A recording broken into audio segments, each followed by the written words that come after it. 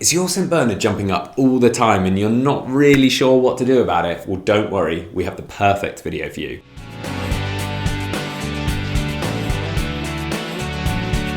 Welcome back to the Fenrir St. Bernard Show. My name's Joe and I'm a certified canine leader here at FenrirCanineLeaders.com.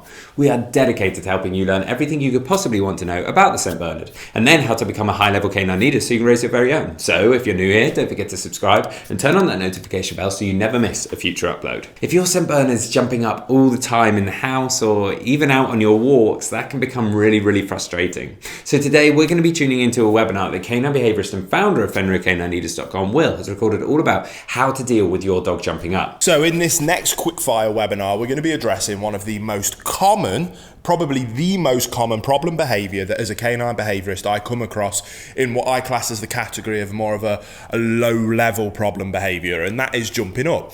Now, depending on the breed that we're talking about, if it's a small dog, then it's an annoying, obnoxious behavior. If it's a large, powerful breed, then it can be incredibly dangerous. Either way, I truly believe that jumping up should be a non-negotiable, is not acceptable behavior, and all dogs should be well-mannered, calm, patient dogs. So in this webinar, I'm going to talk about how I help my clients go through the process of being able to get a dog that is jumping up and is either obnoxious all the way through to downright dangerous, to having them as calm, relaxed, patient, well-mannered dogs.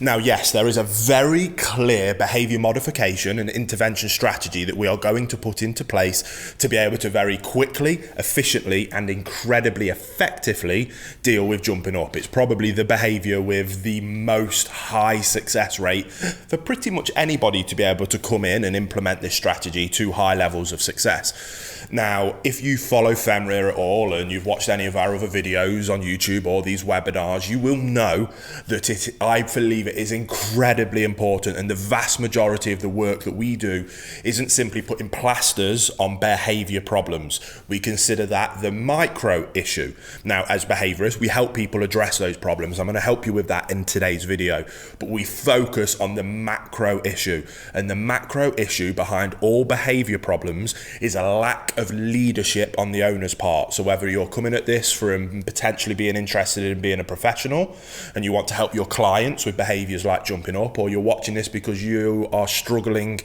having your dog display some of these behaviors, you must always start by restructuring that relationship and addressing the issue of leadership. The owner in that dog's life must become a high-level canine leader that has the dog that will look up to them for guidance and direction. If you can achieve that, then you open up a communication pathway between you and your dog. When you have that pathway wide open, it is incredibly easy to teach them the things that you do want, and it is incredibly easy to teach them the things that you don't want them to do. And in this circumstance, that is what we need to be able to so quickly and efficiently address the behavior of jumping up.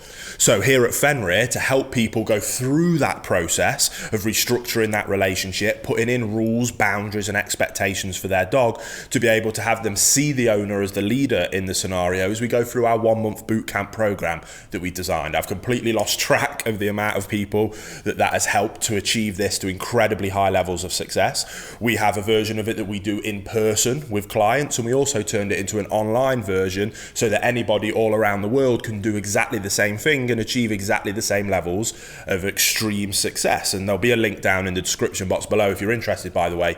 But that is about implementing rules, boundaries, and structure and expectation for the dog. That allows them to flip that mentality to see the owner as the leader. Simultaneously, it's about teaching the owner the theories, concepts, and principles to become a higher level canine leader themselves. The combination of the two things gives us the desired outcome of a dog that sees them as an owner, opens up that communication pathway, and through that pathway then allows us to address these behavior difficulties and problems incredibly easily, compared to simply going and attacking the micro problem and trying to put a plaster on it. We address the macro problem, and 9 times out of 10 the micro problem goes away on its own anyway, and if it doesn't, then we can come in and implement an incredibly easy strategy to address the problem. And that's what we're going to talk about now in terms of a dog that's jumping up a lot.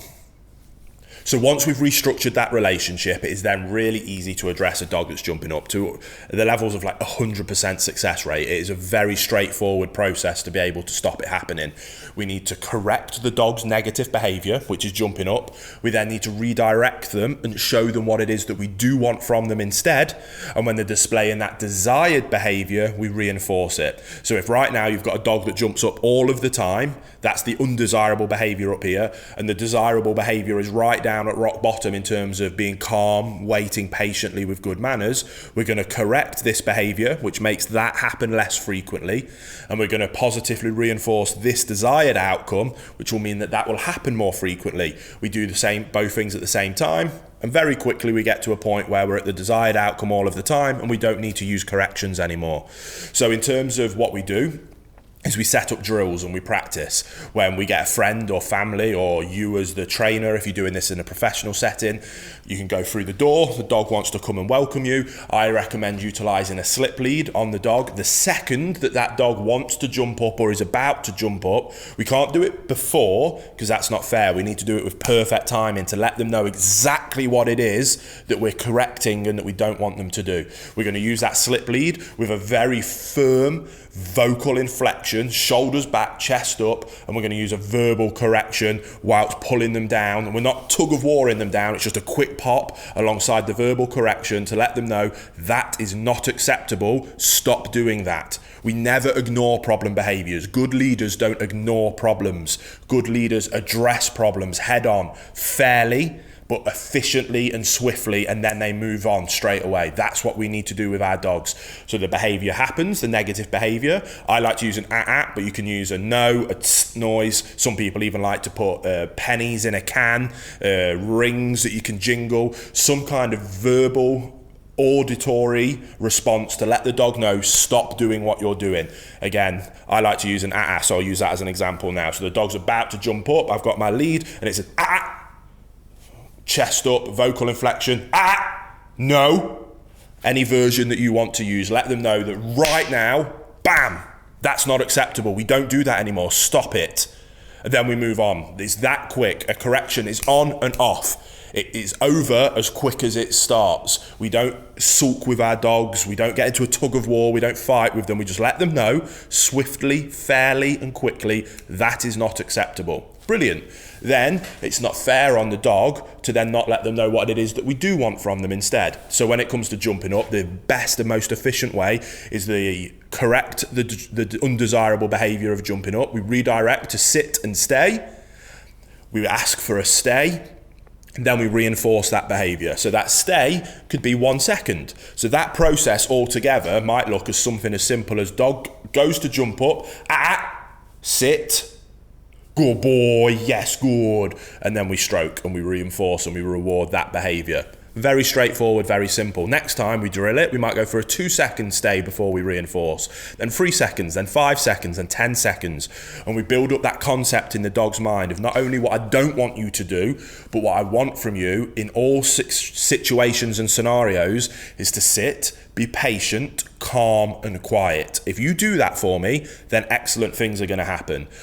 Going through that boot camp process, we teach tons of different drills and ways that you can do that as well. In terms of at feeding time, we get our dogs to go into a nice sit, stay, and calm before they get access to food, before they get access to toys, before they get access to welcoming up onto the furniture. We drill into the dog this concept of, if you want something nice, I want to give it you. I love you more than you will ever know. And I want you to have a wonderful, happy life. And I want you to have everything you ever want.